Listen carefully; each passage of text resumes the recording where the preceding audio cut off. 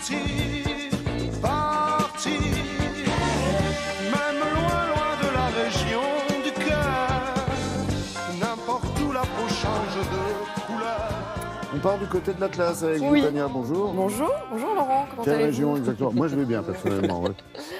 Nous allons dans le sud du Maroc, nous allons dans ce que j'ai appelé le pays Amazigh. J'ai donné ce mot poétique. Est-ce que Amazigh, tout le monde sait ce que c'est? Je ne suis pas sûre. Les Amazighs, ce sont les Berbères. On connaît mieux les Berbères. Alors, Amazigh, eux préfèrent qu'on les appelle comme ça parce que ça veut dire homme libre. Berbère, si on traduit, ça voulait dire ceux dont on ne comprend pas la langue. Ça a été ensuite dévié vers les barbares. Ouais. Les Berbères, c'est moins joli et en plus, c'est pas vrai. Ils sont adorables. Donc, les Berbères, c'est un peuple qui vit en Afrique du Nord, surtout depuis l'Antiquité, qui sont très présents, qui ont une culture très forte, qui ont leur propre langue, qui n'ont jamais constitué leur propre État. Donc, ils sont un peu répartis sur 9 pays. Donc, principalement l'Afrique du Nord, principalement le Maroc. On a entre 10 et 15 millions de Berbères au Maroc. La langue berbère est d'ailleurs reconnue depuis 2011 comme langue officielle dans ce pays. Donc, c'est là que nous sommes allés. Nous sommes allés dans le sud, au nord-est de Ouarzazate, dans ce qu'on appelle la vallée du Dadès. Là-bas, donc, la culture berbère est très dense, très intéressante. Il fait beau, c'est super, on y va.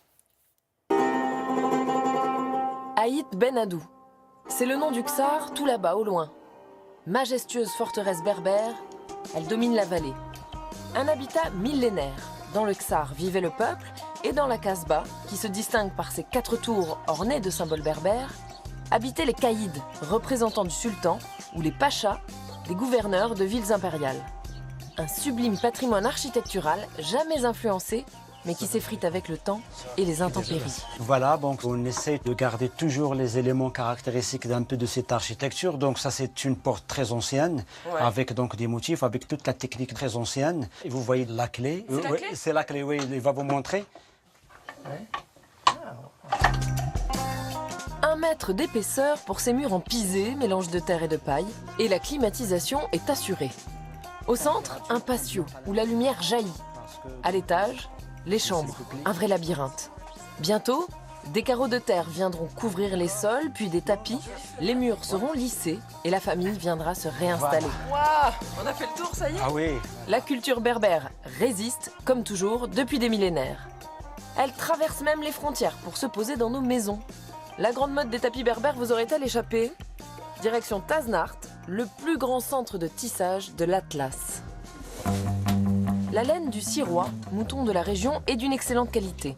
Les femmes, comme des chimistes autodidactes, maîtrisent parfaitement les teintures naturelles. Pour le bleu, des dattes et des figues.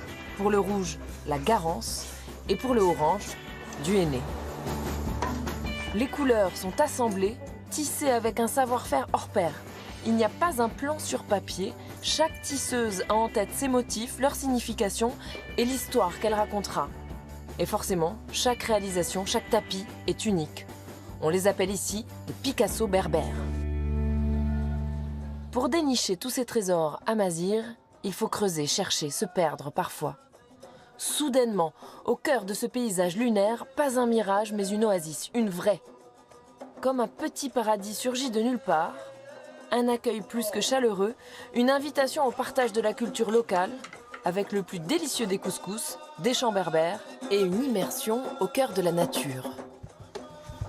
Comme culture que nous produisons ici, on a les céréales, le blé, l'orge et le maïs.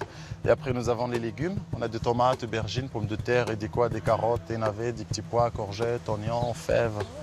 Là, il y a un figuier, il y a un grenadier qui est en fleurs. On a des amandiers, ça c'est de la vigne. On les voit, abricotiers.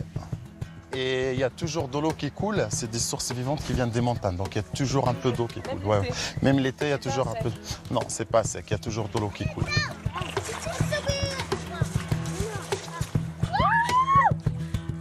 L'oasis s'appelle Fint et il porte bien son nom parce que Fint c'est un nom berbère qui veut dire caché. Et c'est bien caché.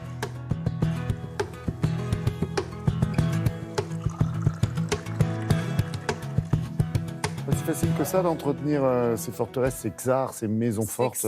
Oui, c'est ça, c'est un peu compliqué. Alors, ils font tout un effort pour effectivement les rénover, mais le problème, déjà, c'est qu'on ne peut pas en acheter. Elles appartiennent à des familles et c'est très mal vu de vendre son patrimoine parce que c'est le patrimoine de la famille, le patrimoine ancestral.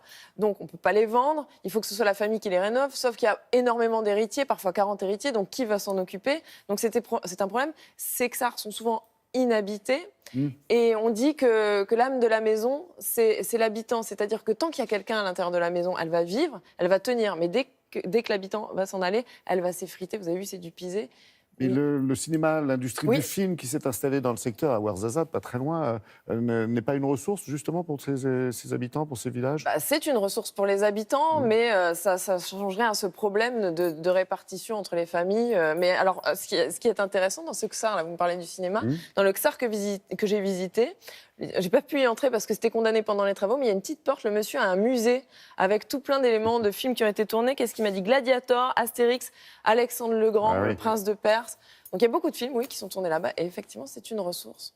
Et ça ne solutionne pas ce problème-là. Merci beaucoup, Tania. À propos d'évasion, si vous habitez ou que vous passez par Clermont-Ferrand en région Auvergne ce week-end, ne manquez pas la 19e édition du rendez-vous du carnet de voyage. C'est à partir d'aujourd'hui, vendredi et jusqu'à dimanche. Vous pourrez y croiser un grand nombre d'artistes voyageurs, d'écrivains, de peintres, de photographes, de réalisateurs, des gens extrêmement sympas et qui partageront avec vous leurs expériences, les aventures qu'ils ont pu vivre aux quatre coins, puisqu'il y a des coins sur la planète. Bref, 3 jours qui vous feront faire un très joli détour du monde, bien sûr.